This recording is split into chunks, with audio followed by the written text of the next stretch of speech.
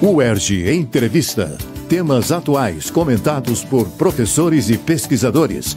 Um espaço para reflexão sobre o nosso dia a dia. No UERJ Entrevista de hoje, falaremos sobre consumo consciente e novos hábitos do consumidor. Para nos ajudar a refletir sobre esse assunto, convidamos o professor Eduardo Guerra Murá Ferreira, da Faculdade de Comunicação Social da UERJ. Doutor em Comunicação pela USP, mestre em Comunicação pelo FRJ e graduado em Publicidade pela UF, o professor Eduardo Murá atua como profissional e consultor para diversas empresas, nas áreas de sustentabilidade social corporativa, responsabilidade social e diálogo social, entre outras. É professor de pesquisa de mercado da UF e de pesquisa de mercado e opinião pública da UERJ, onde coordena os projetos de extensão do Laboratório de Comunicação, Cidade e Consumo. Seu nome figura também como coautor dos livros Comunicação e Economia Verde, Negociação Empresarial, Rio Circular, a Cidade em Pauta e Comunicação Organizacional, Histórico, Fundamentos e Processos. Eu sou Eneida Leão e este é o UERJ Entrevista. Professor Eduardo Murá, obrigada por aceitar nosso convite. Olá, é um prazer estar aqui com vocês hoje. Professor, no final da década de 1990 e início dos anos 2000, assistimos a várias manifestações por parte de intelectuais, ativistas e artistas sobre a questão do consumismo e sua relação com a preservação ambiental. E também como a globalização, principalmente com a internet, poderia impactar a forma de consumo. Hoje vemos na mídia e na academia expressões como consumo consciente, consumo colaborativo, economia compartilhada. O que mudou nas relações de consumo e o que significam esses novos conceitos? Interessante a questão.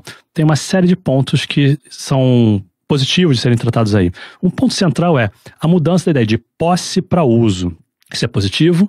E também tem suas questões. É positivo porque os recursos são finitos. O planeta tem uma quantidade de recursos finitos. E se eu só extraio de um lado, produzo, você consome, você joga fora do outro e não reutiliza aquilo de alguma maneira, uma hora acaba. Até porque tem cada vez mais pessoas com mais demandas. Se você olhar as demandas por consumo dos anos 40 e 50 e as demandas por consumo hoje, a gente aumentou de maneira vertiginosa. Não é 2, 3 vezes, é 10, 15 vezes mais sobre alguns aspectos. Então, essa mudança, quando você fala sobre qualquer coisa a ver com compartilhado, economia coletiva, orgânica, tantas outras expressões, significam que eu não preciso ser dono das coisas. Eu posso usar com você.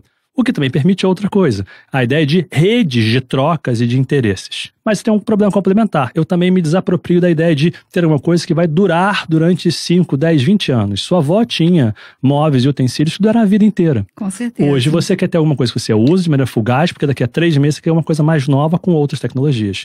Então é bom e é ruim. E a gente já fazia o compartilhamento, né? Porque sempre. O irmão mais novo usava a roupa do irmão mais velho. Exato. E isso era bacana porque tinha história. Uma coisa que é legal você ver com a internet, já que você colocou esse ponto, é que me permite duas coisas. Uma, começar a pesquisar qual é o fluxo daquela produção. Então, as pessoas que realmente querem ser conscientes ou querem uma vida mais orgânica, alternativa, com menos agrotóxicos da vida, você consegue, porque você consegue localizar as pessoas que produzem aquilo e grupos de pessoas como você, coisa que era mais difícil antes da internet. Do outro lado, se você olha para a internet, você vai conseguir consumir produtos de qualquer lugar do mundo. Facilmente chega na sua porta, mais barato que você ir na rua comprar. Então você também tem um deslocamento potencial que pode prejudicar a produção local se você não tiver uma política pública que incentive a produção local também. Então é bom e é ruim como sempre. E nesse caso a tecnologia ela tem um papel muito importante nessas mudanças, não? Sim, porque a tecnologia ela tem pelo menos 3 aspectos. Um, você tem uma aceleração da mudança de novos materiais e tecnologias que permite você usar menos insumos para produzir as mesmas coisas, fazer objetos menores. Então você tem um impacto potencial menor. Isso é um tipo de tecnologia. Do outro, agir informação. E permite entender com mais clareza o que é aquele produto. Se realmente a promessa feita pela empresa é o que ela entrega, porque você mais facilmente consegue ver o que outras pessoas que usaram aquele produto pensam sobre aquilo. Por fim, você tem serviço também, serviço, né? Independente. O serviço, então, é mais impactado ainda, porque você tem menos chance de garantir a qualidade técnica previamente. Então, ele depende de um aprimoramento contínuo do prestador de serviço. Porque você teve uma experiência hoje que foi muito legal, para você ter a mesma experiência, eu tenho que mudar. E não é simples. E você vai ter, em outra ponta, uma mudança continuada e muito acelerada do que eu quero. Porque as pessoas querem também informação. A gente não compra coisas. A A gente encontra um benefício, uma experiência, uma informação sobre algo. Então, a tecnologia também está me permitindo fazer com que as coisas tenham informação. Aproveitando que o senhor citou o lado positivo e negativo, há um certo receio sobre os efeitos dessas mudanças. No caso de sites e aplicativos de aluguel por temporada, por exemplo, há um certo alerta sobre a modificação do perfil dos habitantes de determinados bairros, com a diminuição da oferta de moradia para a população mais pobre, uma vez que o turista paga mais no aluguel de curto prazo, não é mesmo? Quais os impactos positivos e negativos dessa nova forma de relacionamento com bens e serviços? Veja, eu tenho sempre a impressão de quando a gente fala sobre coisas que vão para a internet ou tecnologias como um todo, que a gente desassocia do que sempre foi. Porque apartamentos de temporada, você sempre teve em bairros tipicamente turísticos. Copacabana, Ipanema, Leblon, né? Sempre teve. Muitas pessoas, se você for ver, tem vários prédios que são inteiros desse tipo de coisa. Pessoas que compram apartamentos maiores, subdividem para fazer esse tipo de locação. Quando vem aplicativos de aluguel de temporada, ou de você alugar um espaço, um cômodo só na quarta da pessoa, ou um sofá, né? Tem de todas as categorias, do apartamento ao sofá. Você tornou isso mais visível e talvez mais intenso, e mais acessível a todas as pessoas que querem fazer isso. De um lado, você vai ter as pessoas podendo viajar de maneira mais econômica, mais prática, podendo ficar num lugar bacana e tendo uma experiência complementar que não só num hotel. Positivo. Do outro, as pessoas que estão, no caso do Rio de Janeiro, por exemplo, passou por uma grande crise, ainda está numa grande crise econômica, viabilizou, assim como um Uber da vida e alternativas no gênero, a crise não é pior porque as pessoas puderam ter essas alternativas econômicas. Então, positivo. Sim, você vai ter um problema. O Rio de Janeiro é uma das cidades mais caras do mundo em termos de moradia, de alimentação. O custo de vida aqui é muito alto e não se justifica pelos serviços públicos que tem aqui. É o surreal, né? É o surreal. É desconexo com o que é entregue. Eu não estou falando do serviço público só pensando em governo, o que a cidade como um todo entrega. Então tem um impacto sim. É mais difícil de você alugar um apartamento num bairro onde você já queria morar ou você tem condição. Mesmo em comunidades, ficou chique, né? As pessoas vão fazer um turismo quase que um safari, isso é uma coisa que me incomoda profundamente, enfim. Um safari nas comunidades, a própria comunidade queria morar ali, é difícil. A Lapa ficou impossível de se morar, por exemplo, Santa Teresa, impossível de se morar, e tantos outros lugares. Não tem impacto negativo sim, mas isso são ondas, né? Eu não consigo ver isso de maneira permanente. Agora, em março, professor, comemoramos o Dia Mundial do Consumidor. Qual é o perfil do consumidor na atualidade? Quais os critérios na hora de selecionar serviços e produtos e o que ele prioriza? Preço e marca sempre vão acontecer, tá bom? Mas a gente não consome de uma forma recorrente as coisas hoje em dia. Você consome prazer. É curioso você ver que 3 grandes aspectos se intensificaram, mesmo que tenha acontecido. A gente consome para representação de identidade. Eu quero dizer para os outros que eu sou algo. Se vai do fone de ouvido colorido, o sapato, a bolsa ou o celular. A gente consome para ter prazer, a gente está associando muito, substituindo outros prazeres do convívio, da troca, da familiaridade, até pelo esse distanciamento que os aplicativos também geraram, essa distância física, esse contato fugaz.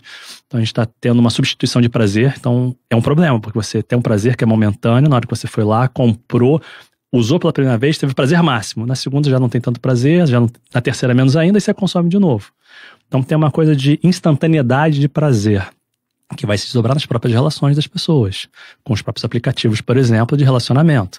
As pessoas têm menos tolerância a passar pelos ciclos naturais dos relacionamentos. Com o consumo é a mesma coisa. É mais efêmero. Eu não vou nem usar o termo líquido, né, do Bauman, assim, mas é efêmero, é rápido, fugaz. Eu quero ter o prazer máximo, se tem qualquer sacrifício complementar, eu jogo aquilo fora porque eu tenho um outro produto que eu posso comprar. Eu jogo a pessoa fora porque eu tenho outro no aplicativo para poder interagir. Isso modifica também os vínculos que se estabelecem, né? Porque muito. Não há vínculos. Exato. Os vínculos são de uma natureza que a gente ainda não entendeu por completo. Porque a minha sensação, e posso estar sendo antigo, mas o que você vê nas pesquisas também, é que as pessoas que estão nesse processo, seja do consumo de produtos e serviços ou das relações, depois de algum tempo elas se sentem com uma lacuna, tem alguma coisa faltando. Porque o novo produto não vai te dar aquela mesma sensação.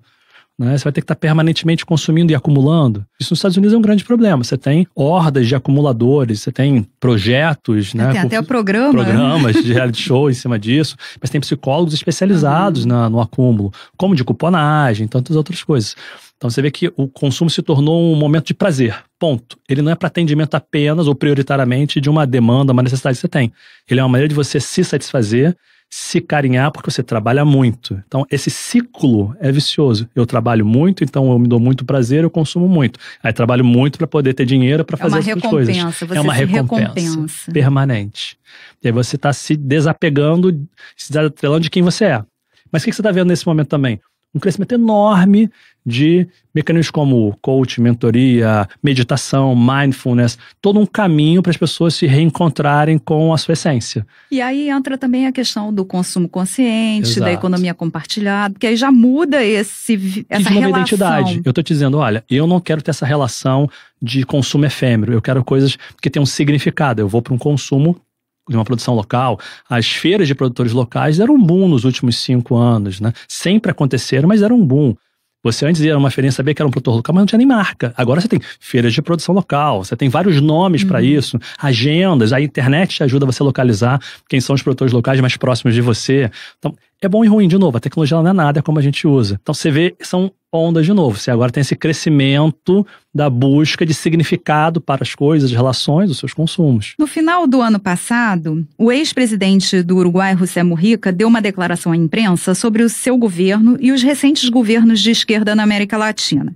Ele disse que conseguiram, até certo ponto, ajudar os pobres a se tornarem consumidores, mas não conseguiram transformá-los em cidadãos. Isso, obviamente, por conta da grande desigualdade social existente. Como essas mudanças na maneira de consumir alteram o exercício da cidadania, professor? Ter acesso ao consumo é também um ato de cidadania, ok? Ele não pode ser associado ou entendido como a demonização do consumo, porque o mundo existe em função também da economia. Ela não é o único fator, longe de ser, mas ela é essencial. Senão, para você ter o salário, você ter a ação pública, o dinheiro tem que acontecer. Mas só consumir não te torna cidadão, porque a cidadania ela pressupõe participação na política, eu não estou falando partidária, né, governamental, você agir pela polis, pela cidade. Também significa você ter acesso aos seus direitos sociais, políticos, econômicos, você ter acesso à saúde, educação, você ter capacidade de emprego, de educação para os seus filhos. Então, se você só deu acesso ao consumo e ele não teve acesso à formação do cidadão, e a capacidade de pensamento crítico, a multiplicidade de visões e poder exercer essa sua opinião, ele realmente não é um cidadão, ele é um consumidor. Há uma distância, por mais que consumir também seja um aspecto da cidadania. Você está dando acesso à pessoa a ter um dos seus direitos, que é o direito econômico, em cima disso, um pedaço do direito econômico. Porque se ele só consome, também não consegue se organizar para produzir o que ele quer produzir, ele também não está plenamente nesse circuito, ele só está numa ponta, só como consumidor desse processo. Então, está certo, se você não consegue ter acesso à informação e à politização de maneira ampla, de novo, não estou falando político partidário, a ação do cidadão comum na vida cotidiana da cidade dele, na intervenção da vida cotidiana, ele não é cidadão, né? Ele é só um consumidor. Para encerrarmos, professor, gostaria de saber como o senhor vê o papel da publicidade e do marketing nesse novo cenário. Ele continua sendo importante. A publicidade, durante muito tempo, foi vista como sendo um problema, né? Os vendidos para o mercado. O jornalismo também é um produto, também é informação, também é conteúdo, também tem uma empresa que tem que gerar resultados para poder pagar os salários e poder gerar a base para aquela informação. Também tem um viés, tem um olhar sobre aquilo. Ok, mas ela é essencial, porque se você tem um produto muito bom, de um produtor local, ninguém sabe que ele existe, como é que ele vai circular e você vai ter acesso a ele? Se você tem um mercado de trocas muito bacana e você não sabe que ele existe, como é que vai acontecer? A publicidade, ela permite essa troca. E ela pode te dar um farol e conteúdos de uma linguagem atraente e interessante, não só porque é industrializado, massivo. Ela pode ser usada como um instrumento, como uma tecnologia, como a gente falou antes, para qualquer coisa, para o bem e para o mal. Eu vejo nos últimos, talvez, 20 anos, desde o início dos anos 90, prioritariamente, uma mudança na formação dos alunos para entenderem com mais clareza o que eles... o seu compromisso. E eu tenho que dizer a verdade sobre o produto. Eu não preciso mentir sobre o produto para ele ser atraente. Eu deveria modificá-lo se ele tem um problema. A publicidade permite dar acesso e tornar atraente e interessante essa diversidade, essa pluralidade de opções que tem. Obrigada, professor. Foi um prazer. No UERJ Entrevista de hoje, conversamos com o professor Eduardo Murat sobre consumo consciente e novos hábitos do consumidor. Acompanhe nossa programação no site www.cte.erj.br/Rádio UERJ e siga nossa rádio no Facebook e no YouTube. UERJ Entrevista. Equipe técnica, Daniel Barros, Gleidson Augustos e Eduardo Sobral. Locução, Alfredo Fará. Produção, Rádio UERJ. Realização, Centro de Tecnologia Educacional, CTE SR3.